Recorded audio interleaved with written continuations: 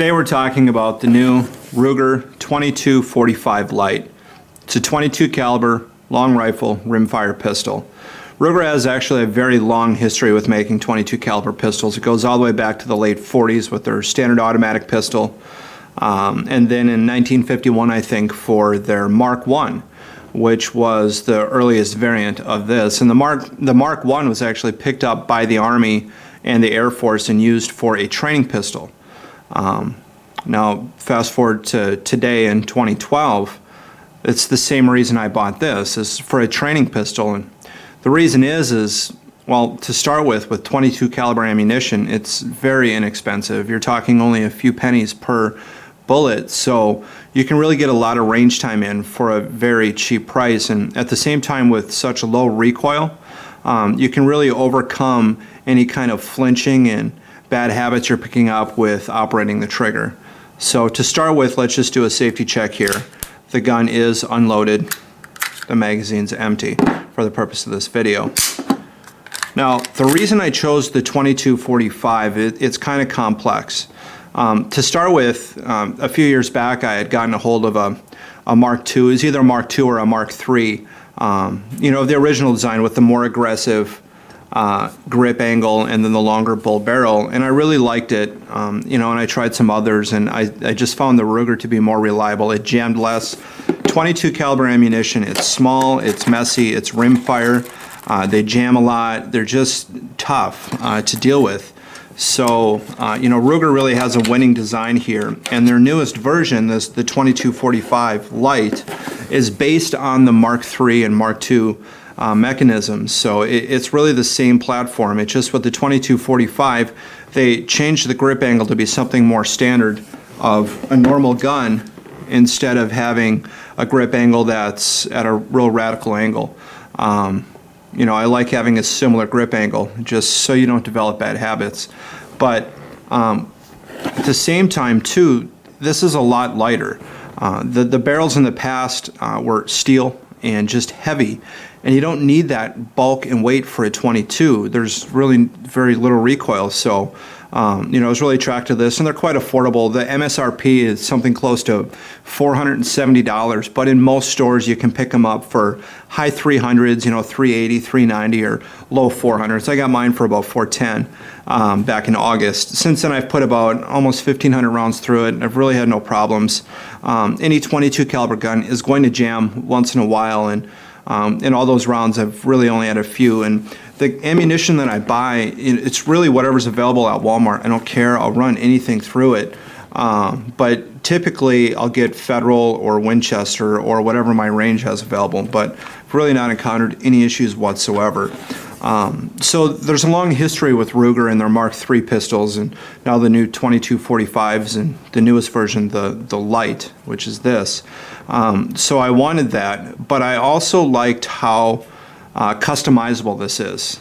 There's really a lot you can do with it. To start with though, what really drew me to this gun is that in the box it includes this accessory rail, because I did want to put an optic on the top, and I actually did. And I'll do a video on this optic. It's Burris's new Fastfire 3. It's a couple $100 for this, but it's been great so far. It's fantastic on this gun. So it comes with the rail and the screws and everything. So I have this Loctited in. We're not going to be taking it off for the video. The sights on it are adjustable. You can adjust windage and elevation, and I wanted that. The problem just off the start though that I don't like with the sights is there's no color to them. You see it's all black.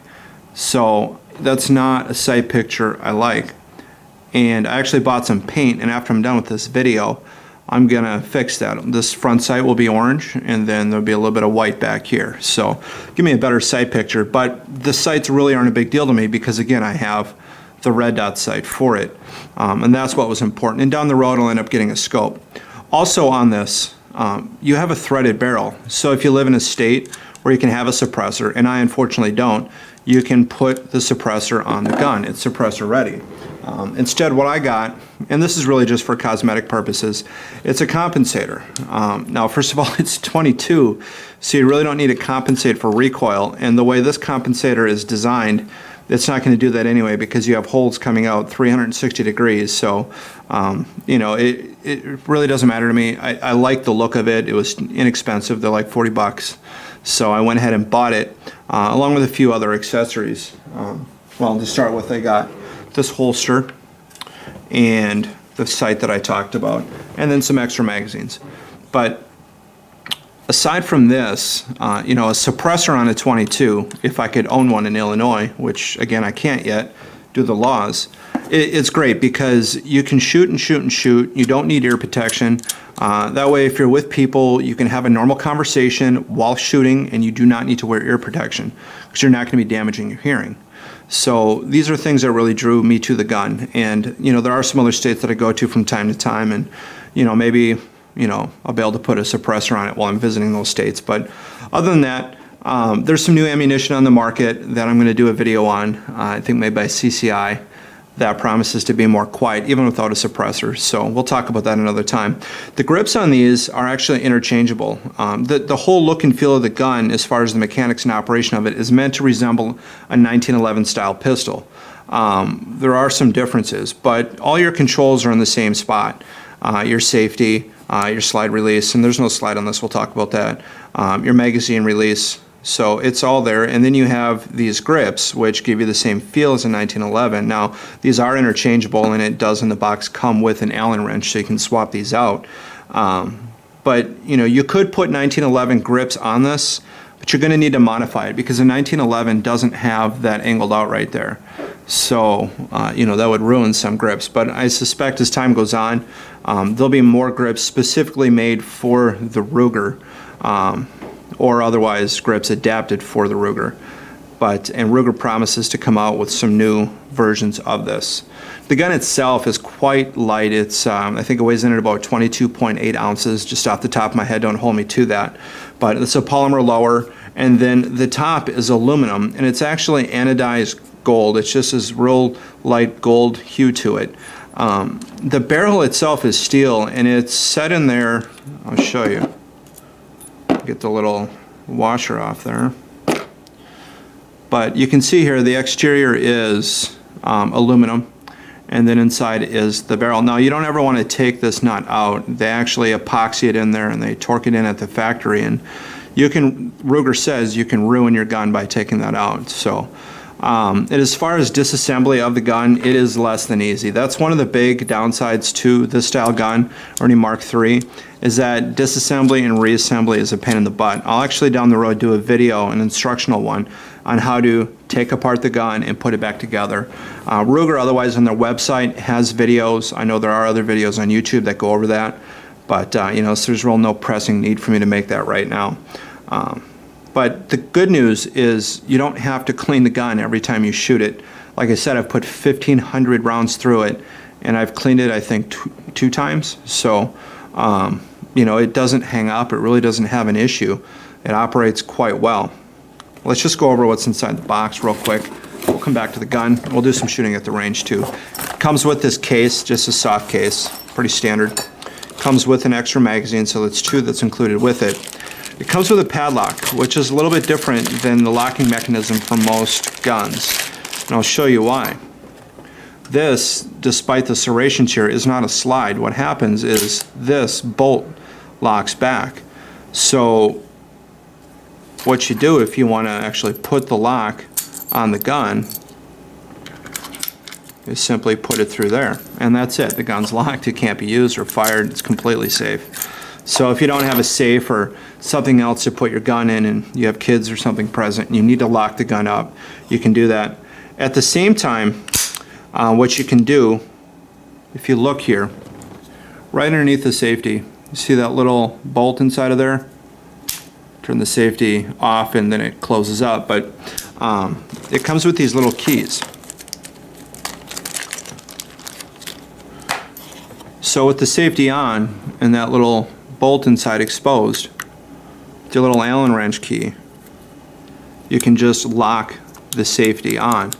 So now the gun can't be used either. So, and you know, they did that to comply with certain regulations in some states. Neither of these things are things that I use at all. I don't have kids running around getting into my gun, so it's not something I need to worry about.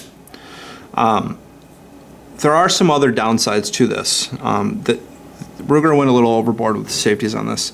First of all, the gun will not operate without a magazine in it. It's got to be there. Otherwise, it just won't work. You see that? At the same time, you don't have much of a positive ejection. There's spring pressure there that pushes it out, but it grabs. It doesn't just drop free. So if you're in a competition and you're trying to do a rapid reload, this takes time. There's aftermarket things you can get. I think Volquartsen or another company, some other companies make a little grip plate on here so you can more easily grab this and just rip it out of there.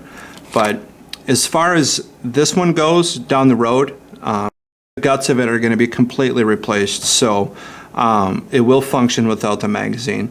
I'm also going to change the trigger on it. It comes factory with, it feels about 4 to 5 pounds.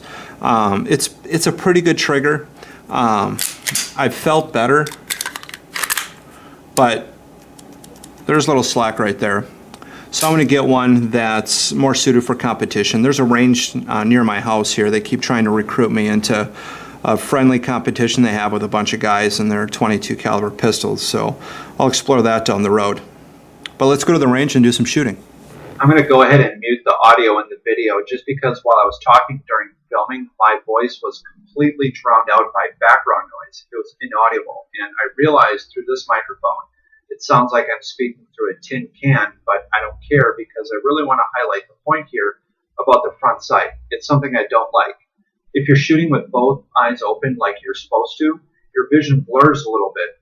So with no contrast, there's no paint, no bead or dot on the front sight, it's harder to pick it up. It's slower and it's less fun. Pretty much any gun that you buy is going to have something on that front sight so you can see it easier. At least any current gun that's on the market, for the most part. Ruger could have included something. This overall is a good sight simply because it's adjustable for windage and elevation. And it does have a good picture aside from no visibility on that front sight. So if it's low light or you're shooting both eyes open or anything, it's hard. And while I'm shooting this, I'm shooting through a camera viewfinder. That's what I'm looking through, so I can barely see the sight. In the first target, I couldn't see it at all. And in the second target here, you see I get a better group. That's because I could actually pick up the sight a little bit in the viewfinder. I'm not guessing so much. And you see my shots are faster because I know what I'm hitting. So Ruger could have done something. It's not a deal breaker. I bought some paint. I'll correct it. And I also have the red dot sight. But still, they could have done something.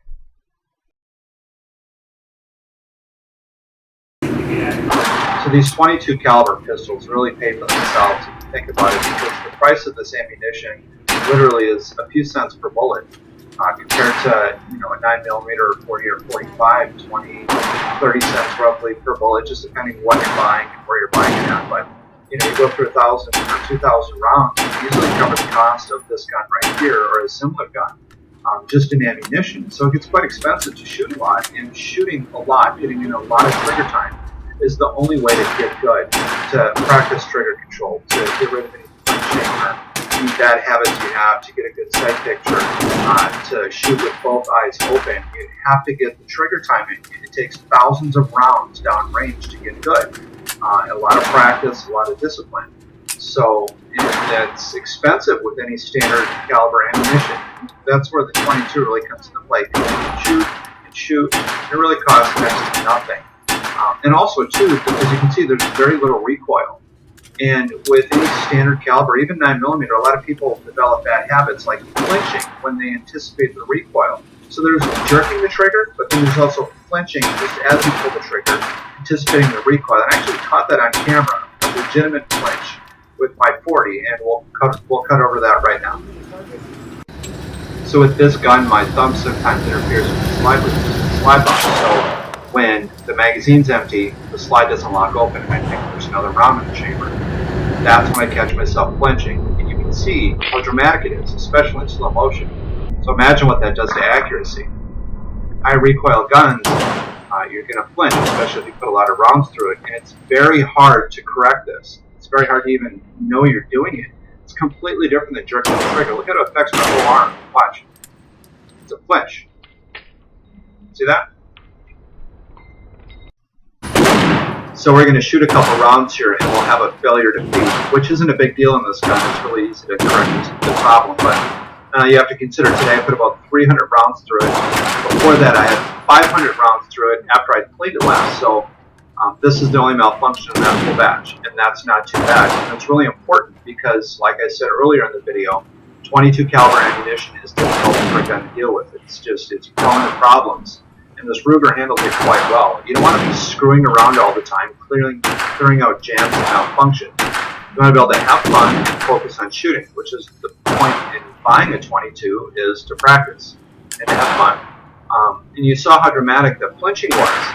And you know what? I put my flinches on YouTube for everyone to see, so at least admit, if possible, that you might be flinching as well.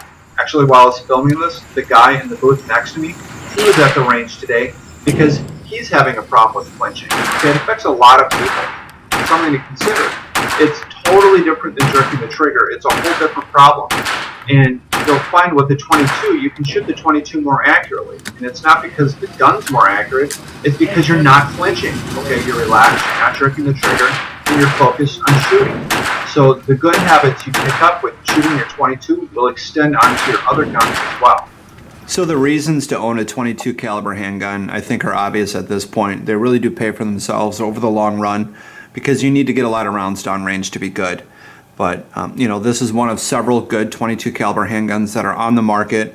Ruger has several other models of all kinds of different designs that are good. Like I said, I had gotten a hold of a Mark III years ago, and that one proved to be more reliable than some other brands on the market at the time. Then Ruger came out with the 2245, which corrected the grip angle, gave you a normal grip angle. And when they came out with the Lite, this version, I went ahead and I jumped on it. And one of the things that really drew me to this is the amount of accessories that were available right off the bat from all kinds of different companies.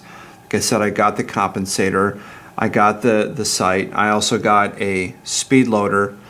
With these 22 caliber magazines, the way it works, you have to hold down this button and then drop in your ammo. With the speed loader, all you have to do is just lock it down like that, and now you can just casually put in ammo. You know, it's real easy. So, you know, little things like that make your shooting experience more enjoyable. The holster and the compensator I got from Tactical Solutions. They have some other accessories as well. The holster itself accommodates obviously any kind of barrel accessory you have on there. Even if it's longer, it'll just hang out the bottom. It accommodates the rail on the top, and it doesn't interfere with any accessories you have. So, you know, Volk Horson's another company that has a lot of stuff, you know, a lot of great things for different 22s, including this one. So I'm like a kid in a candy store on their website. I'll be buying a lot of things from them as I upgrade this gun into something I can compete with. You know, there's pros and cons with any gun. I think I outlined a lot of the cons already. You know, I touched on how complicated it is to assemble and disassemble the gun. It does not have ambidextrous controls. It does not function without the magazine inside of it. All these things are things that annoy me, but they're not deal breakers. So the reliability and the accuracy of the gun, the accessories I can find far outweigh all that stuff. It has some other minor features like a loaded chamber indicator, and this isn't something that I think is so important, you know, especially on a gun like this. It's handy if you want to verify the gun's loaded, but you would never use a loaded chamber indicator on any gun to verify that it's safe. A malfunction in a mechanism like this is never an excuse for negligence with a firearm, ever. You know, you always want to manually check if you have reason to believe it might be loaded or you just don't know. So overall, it's a great gun. You know, I'm very happy with the purchasing decision. There's other good guns out there. This is one of them, and I'm very happy with it. I definitely would buy it all over again if I had to. I hope you enjoyed the video, and I hope you found some of the information useful. Thank you.